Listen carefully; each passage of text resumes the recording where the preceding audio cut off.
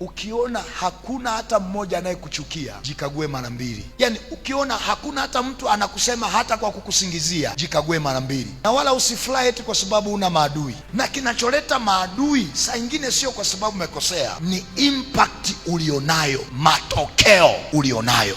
Kwa saa ingine ukiona huna hata adui wa kusingiziwa, ujue huna matokeo. Yani huna matokeo yoyote, hakuna hata anayekunyoshea kidole. Na kuna mtu angetamani yani kazini asiwe na vita, kwenye familia asiwe na vita. My dear, kama una matokeo na kama kuna mahali Mungu anakupeleka, vita ni kitu cha kawaida. Na usipokuwa na vita kwenye maisha, jiuliza mara mbili. Usipokuwa hata na mtu mmoja hata aliyekopa tu vita. Kuna wengine vita wanaenda kuikopa. Shakutana na mtu amekopa vita, usiombe, ogopa. Kuna watu wanafika mahali mpaka wanakopa vita.